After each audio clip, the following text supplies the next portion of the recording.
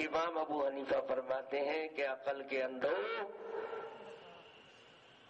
لینا ہے تو اس حدیث کو لو. کیوں؟ اس لیے کہ عمل کرنے کے لائق یہی حدیث ہے. اس میں تو طرح طرح کے شبہے ہیں. تم کو اتنا نہیں بجھاتا عبداللہ ابن عمر حضور کے زمانے میں کئی سال کے تھے؟ عبداللہ ابن عمر جو نقل کر رہے ہیں ان کی عمر نبی کے زمانے میں کتنی تھی؟ وہ بچے تھے. عبداللہ ابن مسعود کتنی عمر کے تھے؟ عمر فاروق کتنی عمر کے تھے؟ برا ابن عازب کتنی عمر کے تھے؟ حضور کے زمانے میں اگلی صف میں پہلی صف میں بدری صحابہ عمر دراز لوگ رہا کرتے تھے. بچے تو پچھلی صف میں رہا کرتے تھے. ابن عمر پچھلی صف میں ہے, عبداللہ ابن مسعود اگلی صف میں ہے. اگلی صف والا امام کی حالت کو صحیح جانے گا کہ پچھلی صف والا صحیح جانے گا؟ امام محمد نے کتاب الحجہ میں چیلنج کیا, کوئی مائی کا لال کسی ایک بدری صحابی سے, کسی ایک سینئر صحابی سے رفع یدین کی روایت نقل کر دے تو محمد اس کی غلامی کرنے کو تیار ہے. بخاری بھی آئے امام محمد کے بعد تو لائے تو کس کی روایت لائے؟ کسی سینئر صحابی کی نہیں لائے, ایک بچے کی روایت لے آئے. پچھلی صف میں ابن عمر ہے, اگلی صف میں عبداللہ ابن مسعود ہے.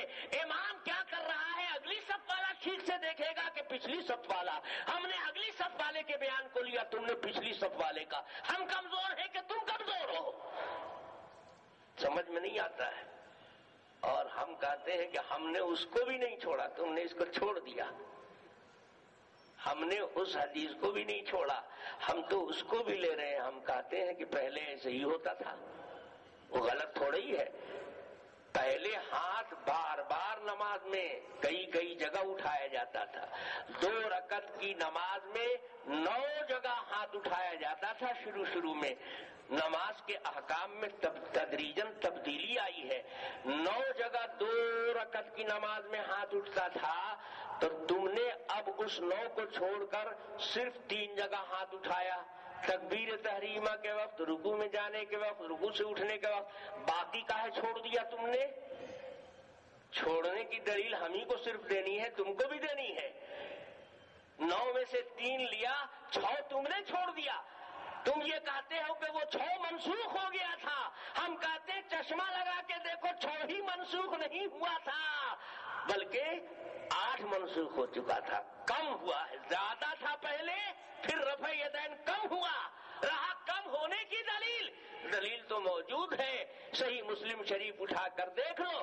جابر ابن سمرہ رضی اللہ تعالیٰ عنہ فرماتے ہیں, ایک روز نماز ہم لوگ پڑھ رہے تھے, اللہ کے نبی حجرے سے نکل کر آئے. ہم لوگ بار بار رفع یدین کر رہے تھے. سرور عالم صلی اللہ علیہ وسلم نے فرمایا, ما لی اراکم رافعی ایدیکم کانہا اذلاب خیل شمشن اسکنوا فی الصلاۃ. کیا بات ہے کہ تم کو بار بار ہاتھ اٹھاتے ہوئے دیکھ رہا ہوں جیسے بتکے ہوئے گھوڑے بوجھ اٹھایا کرتے ہیں.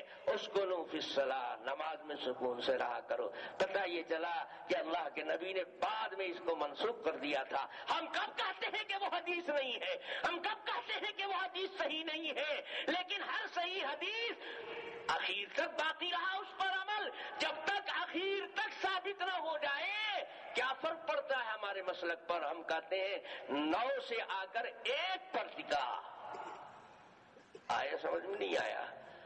اور بھی سمجھاتا آپ کو, لیکن انشاءاللہ اتنا کافی ہے. آپ کے پاس حدیث ہے عبداللہ ابن عمر کی نہیں بلکہ عبداللہ ابن عمر کی بھی ہے, کیونکہ عبداللہ ابن عمر کا اپنا عمل بھی حنفی طریقے پر ہے.